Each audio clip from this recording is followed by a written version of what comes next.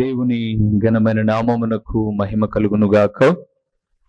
మన ప్రభువును రక్షకుడునునైన యేసుక్రీస్తుల వారి యొక్క ప్రశస్తమైన నామమునకే మహిమ ఘనత ప్రభావములు యుగ యుగములకు కలుగునుగాక. సర్వాధికారి అయిన దేవుడు ఆయన గొప్ప కనికరమును బట్టి మరొక శ్రేష్టమైన శుభదినములో దేవుని మాటలు మనము ధ్యానము చేయుటకు ప్రభు ఇచ్చిన ఈ గొప్ప సదవకాశమును బట్టి దేవాది దేవునికి మనము స్తుతులు చెల్లించబద్దులమై ఉన్నాము. అదే సమయంలో దేవుని వాక్యం వినుటకు దేవుని పాదముల చెంత కూడి ఉన్న దేవుని ప్రియబిడ్డలైన మీ అందరికీ కూడా ప్రభు అయిన యేసుక్రీస్తు పేరట వందనములు తెలియచేయచ్చు ఉన్నాను. దేవుని వాక్యమును నిజముగా ప్రేమించువారు వాక్యము వినడం ముఖ్యం కాదు, వాక్య ప్రకారముగా ప్రవర్తించడం ముఖ్యం. వినడం ఏముంది, అందరూ వింటారు. బయటకెళ్ళి మరలా అదే జీవితం జీవిస్తే దాని పర్యవసనం ఒకరోజు దారుణంగా ఉంటుంది ప్రియులారా, ఒకరోజు చాలా బాధకరంగా ఉంటుంది. అందుకే ఈరోజు ప్రభు చెప్పమన్న మాట ఏంటనగా, దహించు అగ్ని అయిన దేవుడు ఏమి చేస్తాడు? దహించు అగ్ని అయిన దేవుడు.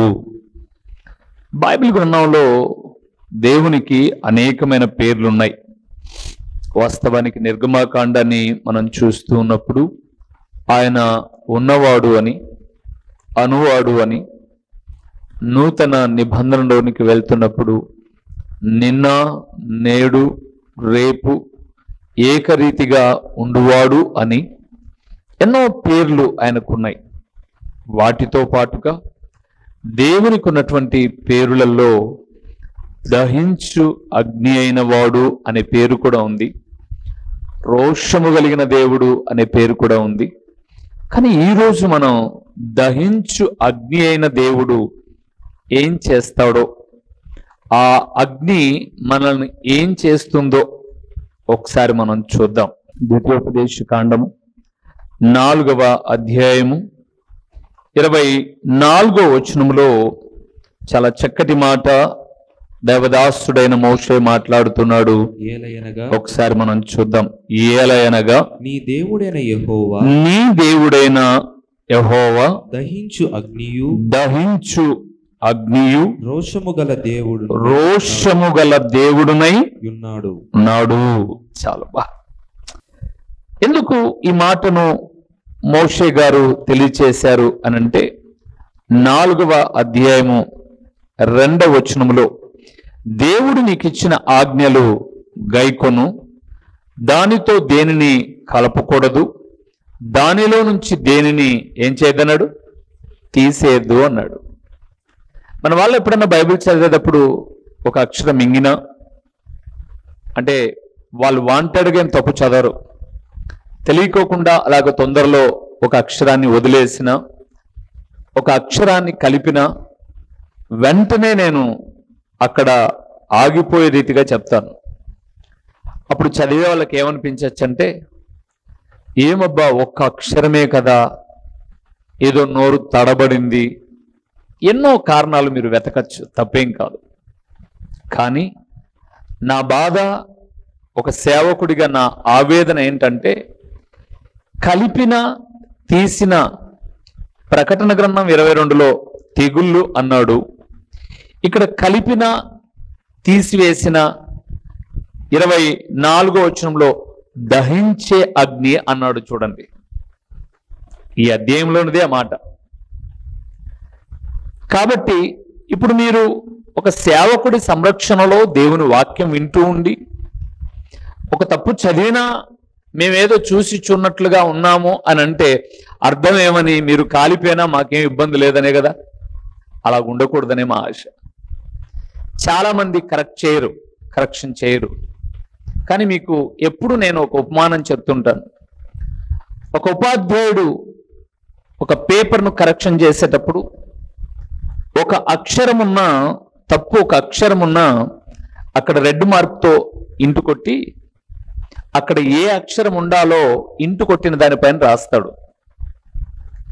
అలాగ ఎక్కువ తప్పులు ఉన్నట్లయితే అందులో నుంచి కొంత మార్కును కూడా లెస్ చేస్తాడు. ఒక ఉపాధ్యాయుడే ఒక అక్షరం కాడ కూడా రాజీ పడనప్పుడు ఇది సృష్టికర్త సర్వాధికారి అయిన దేవుని వాక్కు. దీన్ని మనం ఎట పడితే అటు చదవకూడదు, ఇటు పడితే అట ప్రవర్తించకూడదు.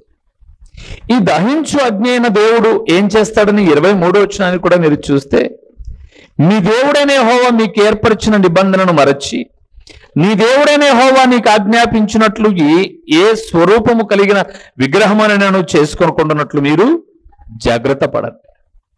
ఇక్కడ ఇంకో మాట అన్నాడు. ఈ అధ్యాయం అంతా నేను వివరించడం నా ఉద్దేశం కాదు, చాలా గొప్ప విషయాలు ఉన్నాయి 4వ అధ్యాయంలో. ఇక్కడ రెండవ విషయం ఏంటి అని అంటే, నువ్వు ప్రసంగం వినడం కాదు ముఖ్యం, అనుసరించుకోకుండా మరిచిపోయావు అనుకో, అప్పుడు కూడా ఏం చేస్తాడంట? దహించేస్తాను. నేను సృష్టికర్త అయిన దేవుణ్ణి నేను మాట్లాడితే మర్చిపోతావా అని ఆయన ఆలోచన. ఇంట్లో అమ్మో నాన్నో పిల్లలను మేం చెప్తేనే నీకు భయం లేదురా, అసలు మా మాట వినట్లేదంటే వేగ బాగుపడతావు అని అంటారు.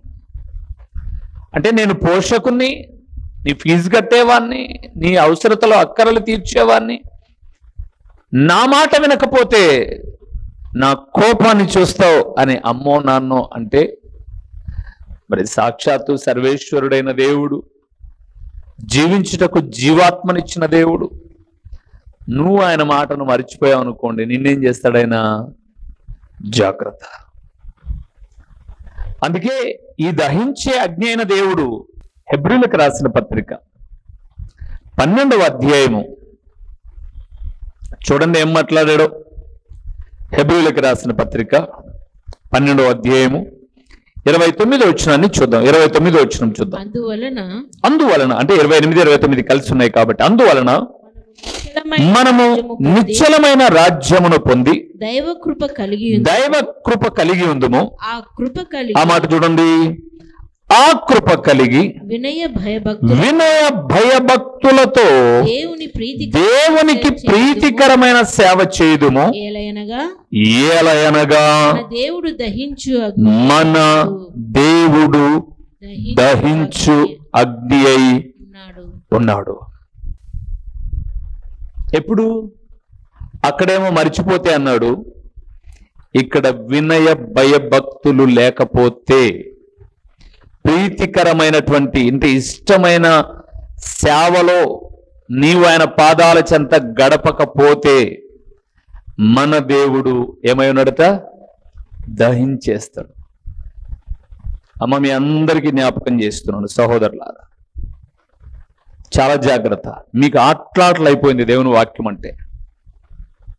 మీలో ఉన్న అసూయ, ద్వేషం, ఎంత వాక్యం చెప్పినా చలనం లేదు. మరలా చెప్తున్నాను, భయభక్తులు లేని ప్రతి ఒక్కటిది, సేవకుడైనా విశ్వాసైనా తోలు తీస్తాడు దేవుడు. అయినా మీరు మారలా. నేను అందుకే ప్రభు పాదాల చెంత ప్రార్థన చేసినప్పుడు కొన్ని విషయాలు ప్రభు చెప్తున్నటువంటి మాట ఏంటి, ఏం ప్రభు, మేము ఇక్కడ దాదాపు చాలా దినాల నుంచి చిన్న మందిరం నుంచి స్టెప్ బై స్టెప్ ఎంతగానో విస్తరించి క్రింద పైన కట్టుకునే స్థాయిలోనికి తీసుకొచ్చి మంచిగా ఉన్నతమైన స్థితిలో నిలబెట్టామంటే, అవును బాబు, నీకేం తక్కువ చేశాను అన్నాడు. నాకేం తక్కువ కాదు ప్రభు, ఈ చుట్టుపక్కల చూడు ఎంత భయంకరంగా నాశనం అయిపోతున్నారంటే. అరే తిక్కోడా, చుట్టుపక్కల వాళ్ళను చూస్తున్నావు, మందిరానికి వచ్చే వాళ్ళలో మార్పు లేదురా, అది నేను చూస్తున్నాను, వాళ్ళ బ్రతుకులు బాగలేవని చెప్పేసి ఆయన అంటున్నాడు. మరి ఏం చెప్తారు మీరు? బతుకులు మార్చుకోరా? భయభక్తులు ఉండవా? దహించు అగ్ని అన్నాడు ప్రియులారా, దహించు అగ్ని. ఒక మనిషిలో ఉన్న అసూయ, ఒక మనిషిలో ఉన్న అహంకారం ఎప్పటికైనా నాశనం తెచ్చిపెడుతుంది.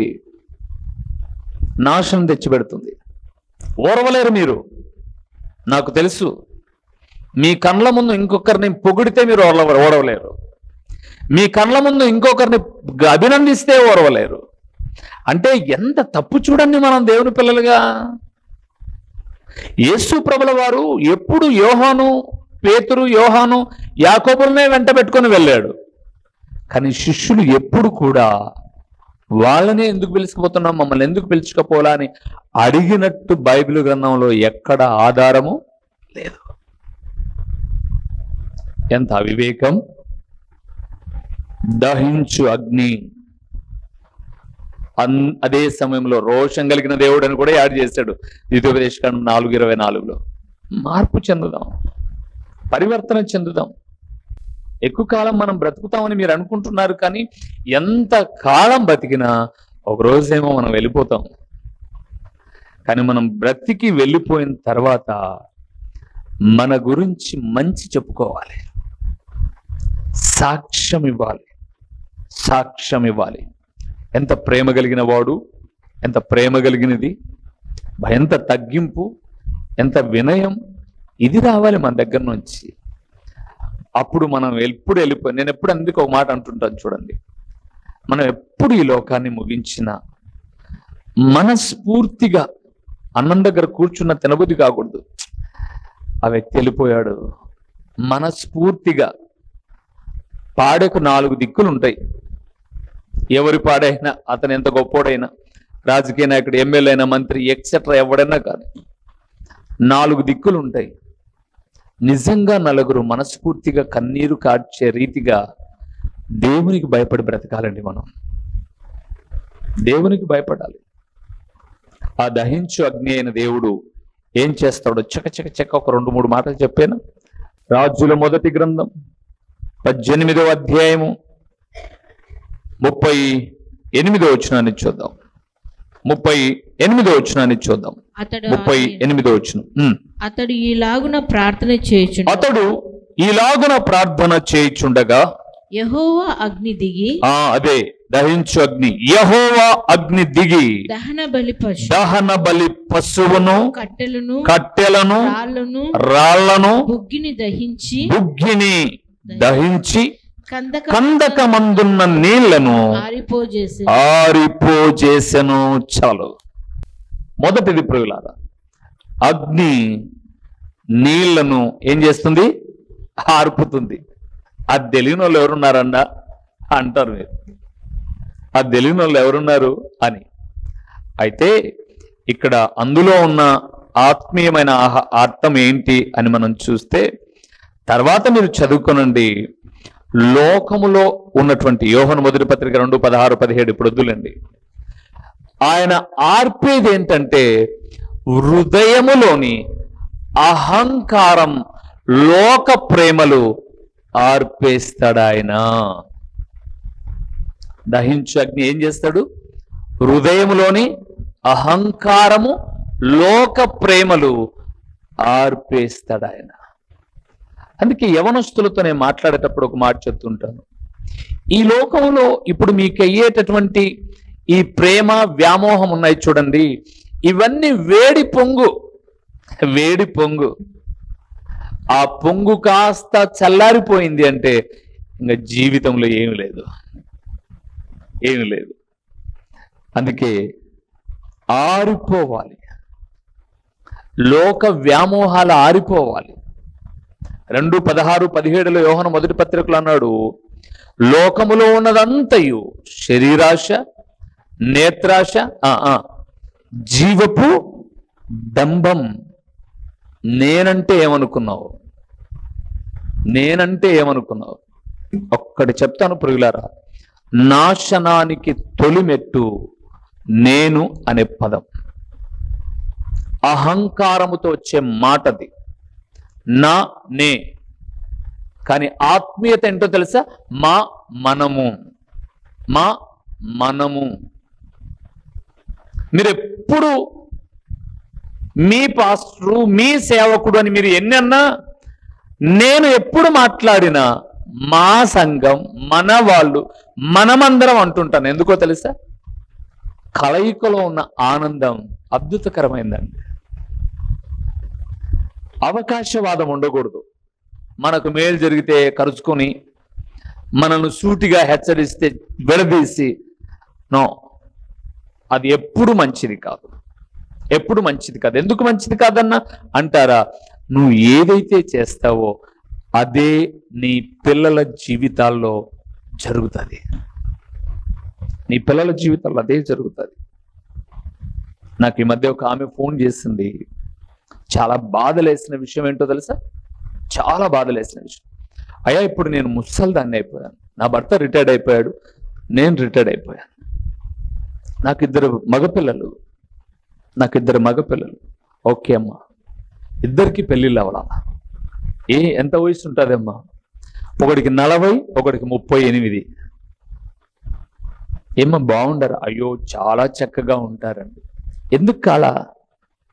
ఆమె అంటుంది బాధపడుతూ, నేను చేసిన పాపం, నా అహంకారం, నా భర్తను సైతం లెక్క చేయని నా గర్వం నా పిల్లల మీద శాపమైందయ్యా. నా భార్యకు కూడా చెప్పలేను నేను మాట. వాక్యం రాసుకుంటూ కూర్చున్నాను లోపల. పెద్ద ఆమె ఏడుస్తూ ఫోన్ చేస్తే, నీ వాక్యం చూస్తున్నానయ్యా, చాలా బాధలేసింది. నాకు ఇప్పుడు ఒక జబ్బు వచ్చింది, ఆ జబ్బును బాగు చేసుకుందాం అని అంటే, నా భర్త గవర్నమెంట్ ఎంప్లాయీ, రిటైర్డే. కానీ ఇప్పుడు బాగైతే మాత్రం నేను సంతోషించడానికి ఏముంది? మరలా చెప్తున్నాను ప్రియులారా, మనము చేసేది మన పిల్లలకి ఏం కాకూడదు? శాపం కాకూడదు. మీ గర్వం మీకు బైబిల్ చెప్తాను. ఇప్పుడు లోకం చెప్పాను కదా, బైబిల్ చెప్తాను. నెబుకద్నెజరు యొక్క గర్వం అతని కుమారుడైన బెల్షస్సరు ఒకే రోజు చావడానికి కారణమైంది. మీరు చూడండి 5వ అధ్యాయం. మెనే టేకిల్ ఉపార్చనని గోడ మీద ఒక అరచేయి రాసింది. భయపడిపోయాడు. ఏంటో అర్థం అడిగాడు, ఎవరు చెప్పలేదు. దానియేలు వచ్చాడు, చెప్పాడు. బాగా చెప్పావు అన్నాడు. కానీ ఆ రాత్రే బెల్షస్సరు ఏమయ్యాడు? చచ్చాడు. తండ్రి గర్వం పిల్లకు పొంచుకొని వచ్చిందండి. కొడుకు, మీకు ఎంత చెప్పినా మరలా చెప్తున్నాను, అతిశయోక్తి కాదు, గర్వము కాదు. ఇలాగ చెప్పే మాటలు మీకు ఎక్కడ దొరకవు. బయటున్న వ్యక్తులకు మీ గురించి తెలియదు కాబట్టి వాళ్ళు వాళ్ళ సంఘానికి సంబంధించి వాక్యం చెప్తుంటే ఆయన మంచోడు అనుకుంటారు. కానీ మిమ్మల్ని గురించి ఎరిగినటువంటి వ్యక్తిగా చెప్తున్నాను. హృదయంలోని అహంకారము, లోక ఇచ్చలు దహించు అగ్ని అయిన వాక్యములో ఏమైపోవాలి? ఆరిపోవాలి. అలాగే వెలుగుతూ ఉంటే అందులో మీరు కాలిపోయినా ఆశ్చర్యపోవాల్సిన అవసరం లేదు. రెండవది చూద్దాము. మలాకీ గ్రంథం 3వ అధ్యాయము 2-3 వచనాలు. అయితే ఆయన వచ్చు దినము ఎవరు సహింపగలరు? ఆయన అగుపడగా ఎవరు ఓర్వగలరు? ఆయన కంసాలి అగ్ని వంటి వాడు, చాకలివాని సబ్బు వంటి వాడు, వెండిని శోధించి నిర్మలము చేయవాడైనట్టు కూర్చునిండును. లేవీయులు నీతిని అనుసరించి యెహోవాకు నైవేద్యములు చేయనట్టు వెండి బంగారములు నిర్మలము చేయ రీతిని ఆయన వారిని నిర్మలులు చేయును. చాలు.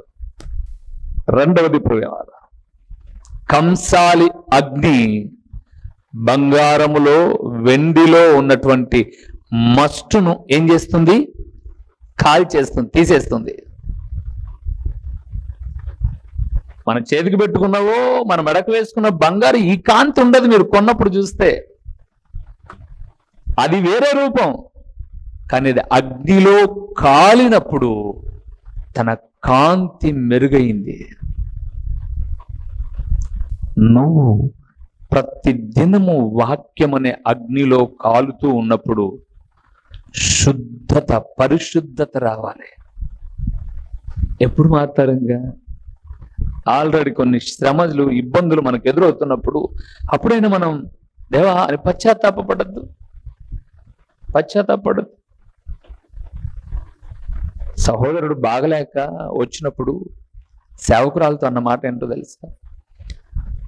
ముందు ఎలాగో దేవునికి అవిధేయగానే నడిచాను, ఈ 2 సంవత్సరాల్లో భయంగా, భక్తిగా, త్రాగుడు, జూదం, ఏ పాపానికి దగ్గర లేకుండా బ్రతికాను. అయినా ఈ బాధ వచ్చినప్పుడు దేవా నేను ఎక్కడైనా పొరపాటు చేశానేమో, నన్ను క్షమించి నాకు ఆరోగ్యం ఇచ్చి నా బిడ్డలతో కలిసి పని చేసుకోవడానికి సహాయం చేయి అన్నాడంటే మనసు చాలా సంతోషం అనిపించిందండి. పశ్చాత్తాపం ఏదండి? మారని ప్రతి ఒక్క వ్యక్తి, బైబిల్ గ్రంథం చెప్పిన మాట, నేను చెప్పిన మాట కాదు, నేను చెప్పను కూడా అంత సాహసం చేసి, ఒక దినానట ఆయన మధ్యాకాశంలోనికి వచ్చినప్పుడు నువ్వు వేసుకున్న భక్తి అనే రంగంతా పక్కకు పోయి దొమ్మునిట్టు కొట్టుకుంటామంట. ఎప్పుడు కొట్టుకుంటాం సహజంగా? అట్లా బాగా కండ్ల ముందు యవ్వన బిడ్డలు కదండి, యవ్వనస్తులు వివాహమై పిల్లలు ఇంకా చిన్న పిల్లలుగా ఉన్నప్పుడు, భర్తను కోల్పోయినప్పుడు అయ్యో కదా. దేవుడు కూడా వాక్యము ద్వారా మారినప్పుడు ఆ పరిస్థితి వద్దండి. ఈ వాక్యము టీవీ ద్వారా ఎవరికి వెళ్తుందో, ఇక్కడున్న మిమ్మల్ని ఎవరు దర్శిస్తుందో, దహించు అగ్నితో ఆటలు ఏం చేయకూడదు, ఆడకూడదు. ఒక్క మాట చెప్పి ముగిస్తా, ఇంకా చాలా ఉన్నాయి. కొరింథీయులకు రాసిన మొదటి పత్రిక 3వ అధ్యాయము 13వ వచనాన్ని చూద్దాం. ఇక్కడ అగ్ని ఏం చేస్తుందో 3:13. ఎవడైనను 12-13 కలిసి ఉన్నాయి. ఎవడైనను ఈ పునాది మీద బంగారము వెండి వెలగల రాళ్ళు కర్ర గడ్డి కొయ్యకాలు మొదలైన వాటితో కట్టిన ఎడల వాని పని కనబడును. ఆ దినము దానిని తేటపరచును, అది అగ్ని చేత బయలుపరచబడును. మరియు వాని పని ఎట్టిదో దానిని అగ్నియే చెప్పండి, అగ్నియే పరీక్షిస్తుంది. అంటే మన భక్తి ఉంది చూడండి, దాన్ని పాస్టర్ గారు పరీక్షించరు, ఊళ్ళో ఉన్న పెద్దలు పరీక్షించరు, అగ్ని అయిన దేవుడు పరీక్షిస్తాడు. దహించు అగ్ని అయి ఉన్న దేవుడు నీ భక్తిలో ఏమేమి లోపాలు ఉన్నాయో నేను కొన్ని చెప్పచ్చు, ఆయన అన్ని చెప్తాడు. అందుకే అక్కడ చాలా పోలికలు చెప్పాడు. పునాది మీద బంగారుతో ఒకరు కట్టారంట, వెండితో ఒకరు కట్టాడట, వెలగల రాళ్లతో ఒకడు కట్టాడంట, కర్రతో ఒకడు, గడ్డితో ఒకడు, కొయ్యకాలుతో ఒకడు మొదలైన వాటితో కట్టాడు. కానీ వాని పని తేటపరిచేది, వాని భక్తి పరీక్షించబడేది ఎక్కడా? అగ్ని ఎదుట. మనం ఏమనుకుంటామంటే నేను కరెక్టు, ప్రతి ఒక్కరు అనుకుంటారు అది. అందుకే మన పెద్దలు అనేవాళ్ళు మన వీపట చెప్పండి మనకు కనపరాదు, మనకు కనపరాదు మన వీపు. కానీ మన వీపు ఎవరికి కనపడుతుంది? పక్కోళ్ళకి కనపడుతుంది. దేవుని బిడ్డలారా, దేవుడు ఎన్నింటినో చూస్తూ ఉన్నప్పుడు దేవుని సన్నిధానంలో మనం వినే మాటలు, మన భక్తి జీవితములో దైవ భయం, హెబ్రీ 12:29, దైవ భయం. ఇది నేను చేయకూడదు, ఇది నేను చూడకూడదు, ఇది నేను అనకూడదు, ఆ భయం కావాలండి మనకు. అప్పుడప్పుడు నాకు కొంతమంది కామెంట్ పెడితే, ఎంత గట్టిగా అరుస్తారన్నా మీరు. బ్రదర్, నేను కావాల్సిగా అరసను బ్రదర్, నాకు అరవడం ఏమి ఇది కాదు. ఆ టైంలో అలాగే చెప్పేస్తాను నేనంటే, అయ్యో మిమ్మల్ని అర్చిన దాని గురించి మాట్లాడలేదు, కానీ మా ఇంట్లో మేము కొన్ని సపరేట్ ఇవి వచ్చేసాయంట. ఇప్పుడు డాల్బీ స్టూడియో మాదిరి మీ వాక్యం కొంచెం వాల్యూమ్ పెడితే చంపలు పగలగొట్టినట్టు మాట్లాడేస్తారన్న మీరు. అవునన్నా, నేను మాట్లాడుతుంటే మీకు భయం వేస్తుంది, మా వాళ్ళకి భయం వేయలే అన్నా అంట. ఉందిలే అన్న, వాళ్ళకు కూడా శిక్షణ అంటారు. దహించు అగ్నితో ఆటలాడమాకండి. అగ్నితో ఆట ఎప్పుడైనా ప్రమాదం. ఈరోజైనా హృదయంలోని అహంకార లోక ప్రేమలు ఆరిపోతే శుద్ధి చేయబడితే, మన పని పరీక్షించబడితే, ఆ పనిలో మనం నిలవబడితే ధన్యులం ప్రియులారా. ఇది మీకే కాదు, నాకు కూడా. నా బ్రతుకు నేను ఎప్పటికప్పుడు సరి చేసుకుంటూనే ఉన్నాను. వాక్యాన్ని హెచ్చరిస్తానేమో తప్ప వ్యక్తిగతంగా ఏ ఒక్కరి మీద అసూయ ద్వేషాలు. మందిర పని జరుగుతుంటే అడ్డగించిన సేవకుని మాటల సందర్భంలో నేను కాదు, నేను నా భార్య ఇద్దరం బండిలో వెళ్తున్నాం. అతనే కదూ, వాడు కాదు, అతనే కదూ, అతనికి నేను వందనాలు పెట్టానండి, ఇబ్బంది జరుగుతుంటే అతనే కదూ అని అంటే అతని కూడా అనొద్దు. ఆయన సేవకుడు. అదేంటి నువ్వంటే ఇంకా దేవుడు ఏం మాట్లాడతాడు? నువ్వు అన్నద్దు ఆయనకు అప్పగిద్దాం. నువ్వు అన్నద్దు. నేనే అనట్లా, నేను కదా ఎక్కువ ఫేస్ చేసేది, నేను అనట్లా. నువ్వెందుకంటావు? అతను కాదు, ఆయన సేవకుడు. That's all. ఎందుకు ఈ మాట చెప్తున్నానంటే, ఎవరిని మనము ఏదో మన మాటలు సాగుతాయిలే, మనం ఏం మాట్లాడినే జయించుకుంటాంలే అని అనుకుంటాం. కానీ ఒకరోజు చాలా బాధపడతామండి. అది పిల్లలకు శాపం కావచ్చు, కుటుంబాలు దిగజారిపోవడం కావచ్చు. కాబట్టి అగ్నితో ఏమొద్దు చెప్పండి అందరూ, వద్దు. ప్రార్థన చేసుకుందాం, తలలో ఉంచుదాం, కళ్ళు మూసి ప్రార్థన చేస్తూ, దేవా నీ మాటలు విన్న నేను సరి చేసుకుంటాను అని సరి చేసుకుంటే నిజముగా నా దేవుడు దీవించేవాడు.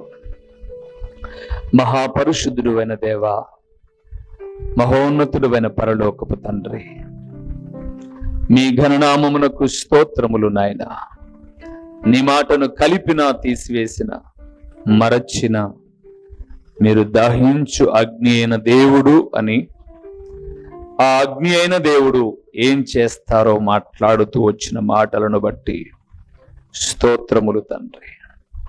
ఈ వాక్యం వింటున్న ఇక్కడున్న వారిలో చలనము లేక, అదుపు లేక, నోటికి భయము లేక, దైవికమైన క్రమము లేక, భక్తి అనే ముసుగు వేసుకొని ఎవరున్నా వారు ఇప్పుడే పరివర్తన చెందడానికి, వాక్యం ఆదివారం వింటాం, సోమవారానికి మర్చిపోతాం. ఈ తత్వంలో నుంచి మార్పు చెంది దీవించబడ్డానికి కృపనివ్వండి. ఇదిగో ఈ వాక్యం వింటున్న, టీవీ ద్వారా వింటున్న బిడ్డలు కూడా సరైన మార్గములు లేకపోతే సరిచేయండి.